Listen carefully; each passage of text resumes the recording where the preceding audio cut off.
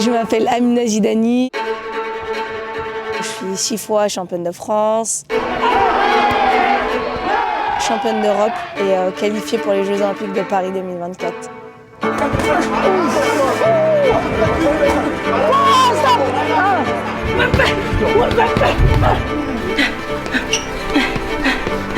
Il n'a pas de pitié, il n'a aucune pitié ce mec, il n'a pas d'émotion.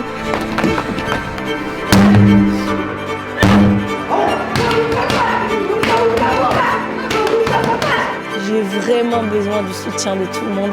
J'ai envie qu'on vive cette aventure tous ensemble. Oui, j'ai envie de pleurer. On croit que c'est facile de réussir ou de faire des trucs, hein. Mais ça a été la misère pendant des années. J'ai pas envie de me contenter de participer au jeu. Oui, c'est une vraie championne. Il n'y a plus le temps de douter là. C'est une chica con una excelente disciplina. C'est une boxeuse qui est talentueuse, travailleuse. Au pire, si je me lâche, il va m'arriver ce qui m'arrive déjà. Au mieux, je réussis, je gagne, je me qualifie et je fais or au jeu. Le petit tout d'Arissa, elle est indispensable. Désolée Antoine, si tu vois ça, ne me juge pas.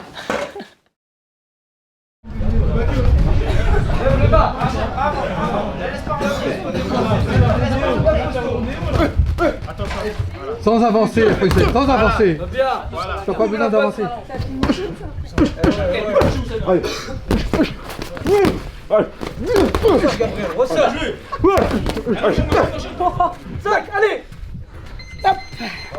L'arbitre, il rigole pas l'arbitre. Ça fait penser à qui en plus quand ça me décroche, ça fait ouh. L'arbitre ministre là.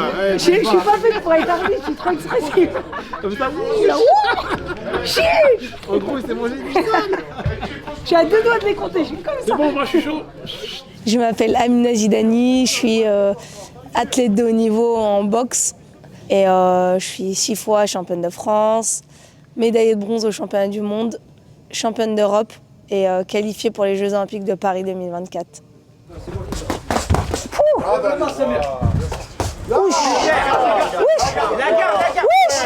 La garde, poursuis. Stop. Arrête d'être trop excité. Calme, pose ta boxe. Fais un travail de bras avant, mets des combinaisons quand il faut. L'intérêt, c'est pas d'en mettre 10 et d'en reprendre 10. Je viens de partout, je suis originaire du Havre. Je suis née à Villepinte, donc j'ai vécu pendant quelques années à Aulnay-sous-Bois. Ensuite, on a déménagé au Havre. Ensuite, j'ai eu une petite période de ma vie où j'ai vécu en Algérie. Et aujourd'hui, je vis en Île-de-France. Pourquoi la boxe? En vrai, c'est grâce à Laïla Ali.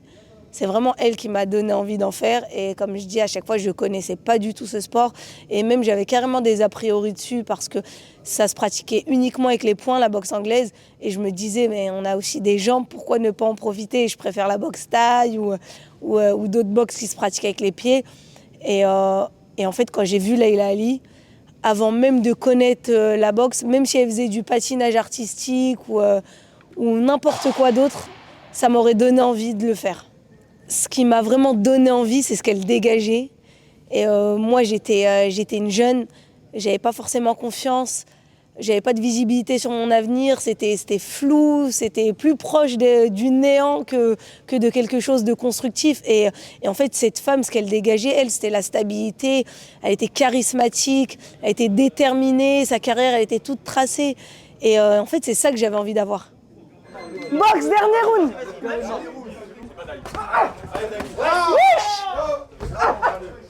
Oh là là! Oh là là! Ça a augmenté là! Serre-le dans les cordes. Oh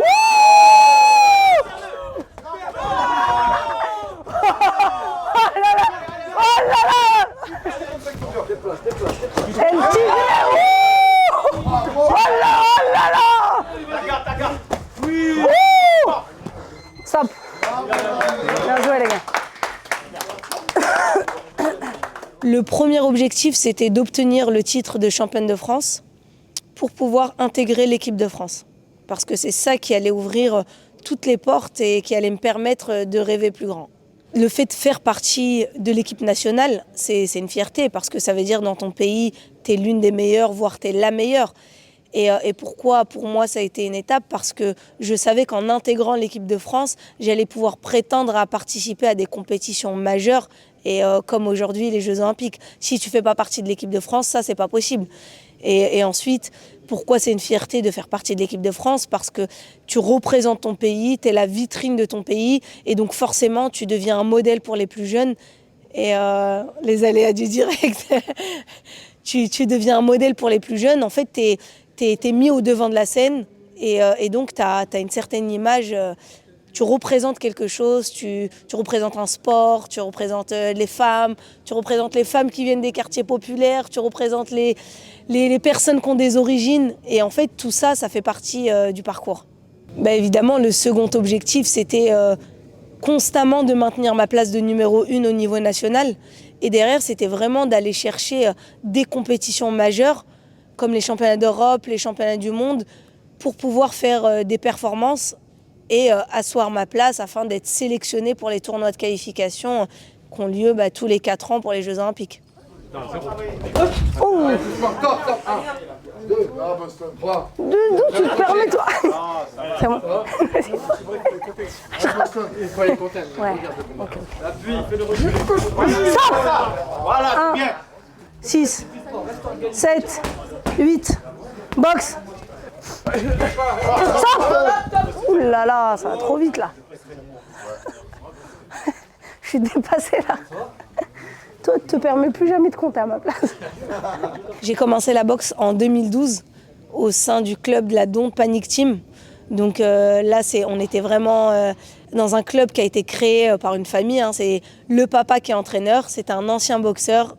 Et il a créé ça avec ses 2 fils, donc Naïm et Medine Zawish. C'est le président Medine. Et du coup, en fait, dès le début, quand j'ai commencé la boxe, il venait d'ouvrir. Et en fait, on a commencé, on va dire, tous ensemble.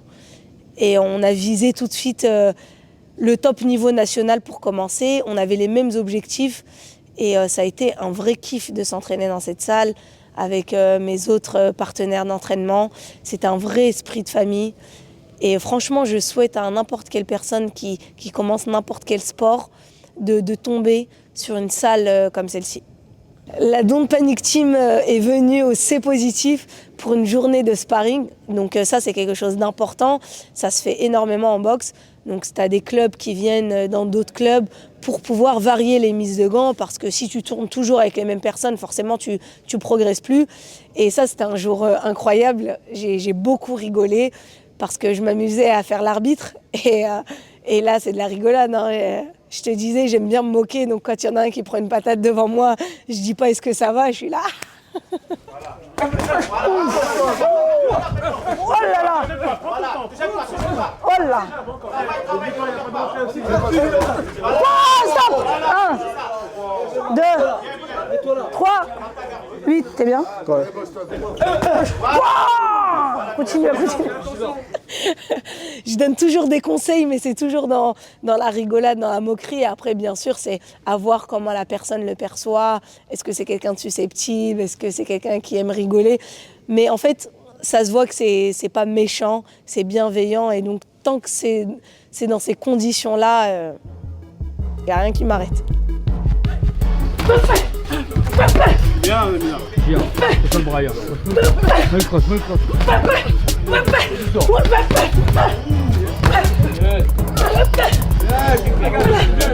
Serre-la dans le coin. Super.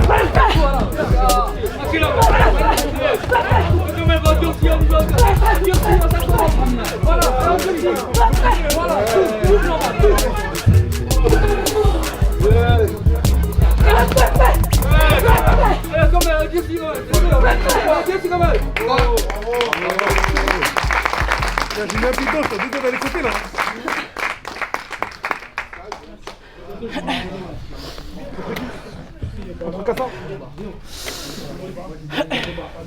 J'ai dû me chercher un club en Île-de-France parce que mon mari était d'Île-de-France et que c'était compliqué de trouver du travail en Normandie. Donc on a fait le choix de rester vivre en Île-de-France. Donc pour ça, il a fallu que je trouve un club qui m'accepte pour m'entraîner, mais aussi qui accepte le fait que je reste licenciée dans mon club formateur, la Don't Panic Team. Donc au début, ça a été compliqué, ça a été des négociations, et ensuite j'ai réussi à me mettre d'accord avec les frères Alab, et j'ai intégré le BAM L'Héritage pendant 4 ans.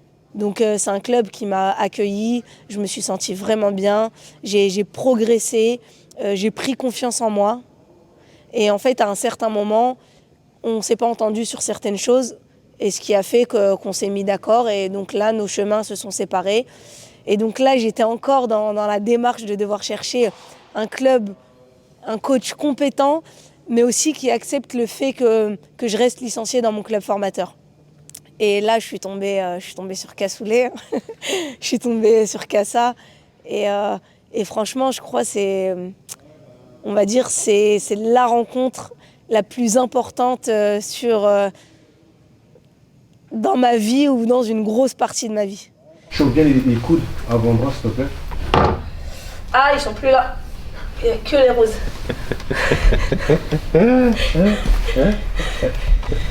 Il reste que les roses, Cass. Ah, j'ai plus ceux-là, il n'y a plus le plastique, ça me fait mal au bas. Je sais. Bah prends les oranges, tu veux. Non, Tu peux prendre les oranges. Du coup, je préfère les rouges. Je vais mettre mes gants de musculation. Ah. Toi, tu m'as vu comment la boîte. Il m'a accueilli, il s'est investi à 100% avec moi. Alors que tu vois, cette époque, j'étais certes plusieurs fois championne de France, mais à l'international, c'était vraiment compliqué. Je faisais pas de gros résultats, même pas de résultats du tout. Et en fait, quand je suis arrivée dans sa salle, les premières choses qu'il m'a dit, c'est comment toi, Amina Zidani, t'es pas encore sur les podiums européens ou mondiaux. Et c'est pas possible là. T'as une belle boxe, tu sais tout faire. Là, il faut créer le déclic mentalement pour pouvoir passer ce cap. Tu vas progressivement faut pas le tendre au maximum. Hein. Ouais.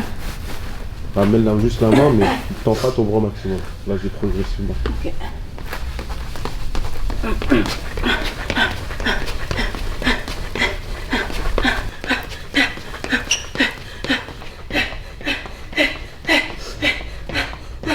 Par rapport à Cassa, du coup, tu parles de ce fait qu'il a cherché à créer un déclic en toi. Ouais.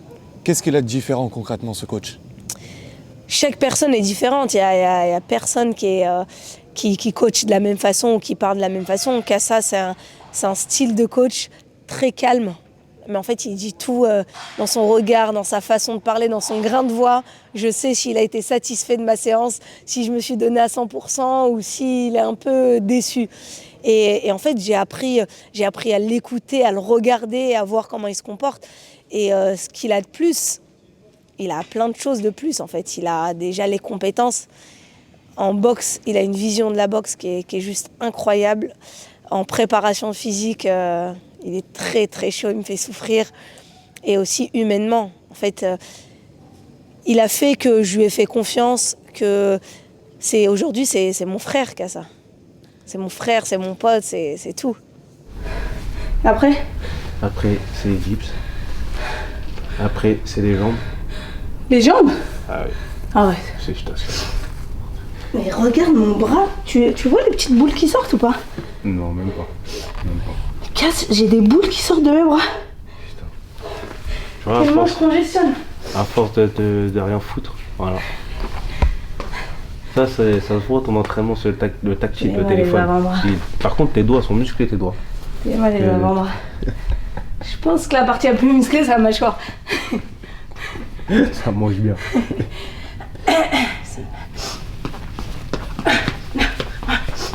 Il a créé grave quelque chose parce que quand on a commencé à s'entraîner, donc quand sur des séances de shadow, de prépa physique, il a vu que j'étais là. Et en fait, parfois sur les mises de gants, il a vu que sur certains sparring, je pouvais être moins sûre de moi, plus hésitante. Et du coup, on a discuté pendant des heures et des heures autour de repas, autour tu vois, de fin d'entraînement. On s'assoit dans le bureau, on regarde mes sparring et on échange pendant très longtemps. Et en fait, petit à petit, il m'a fait prendre conscience du niveau que j'avais, des capacités que j'avais.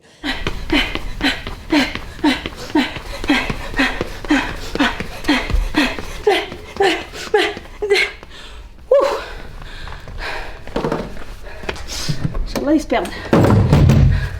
Je pense que le mot qui résume l'entraînement, c'est piquant. Hein. Il a fait très très mal.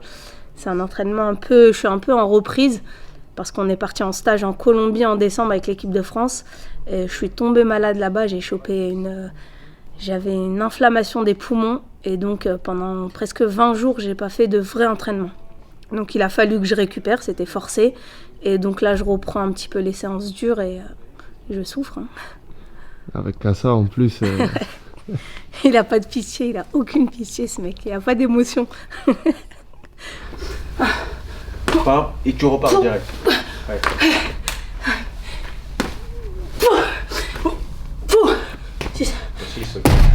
Il a son appel, c'est pour ça qu'il fait ça, parce qu'il sait qu'on peut pas lui dire essaye. Parfois il me charge une barre, il veut me montrer l'exercice, je te jure il est là, il bloque. Et après je lui dis, tu fais 80 kilos, t'es tout balèze, t'arrives pas à la soulever. Moi je vais faire, il me dit 20 répétitions. Ça je le fais exprès, t'as vu? Comme ça, je fais semblant. Et elle quand elle fait, elle dit ah ouais, je suis refait. Et là elle se donne à fond. Tu sais quoi? Ah non. Là, on prépare, on va dire, l'objectif principal de cette année 2024. J'ai plus besoin de le rappeler, hein, c'est l'or aux Jeux en août prochain. Mais avant ça, il y a encore beaucoup de choses sur lesquelles je dois progresser.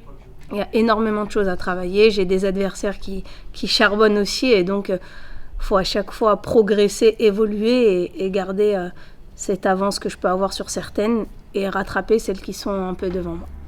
J'ai des objectifs très hauts et donc je compte pas les sacrifices. C'est normal, c'est mon travail et c'est la vie que j'ai choisie. Allez. Boum.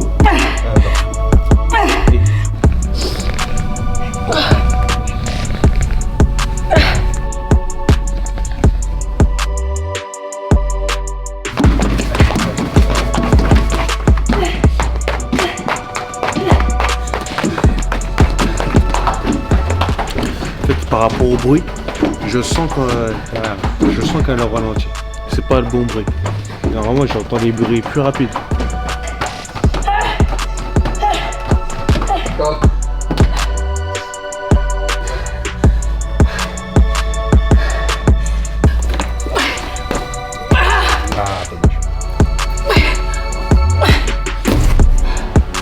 Ah, j'ai la rage comment je me défends.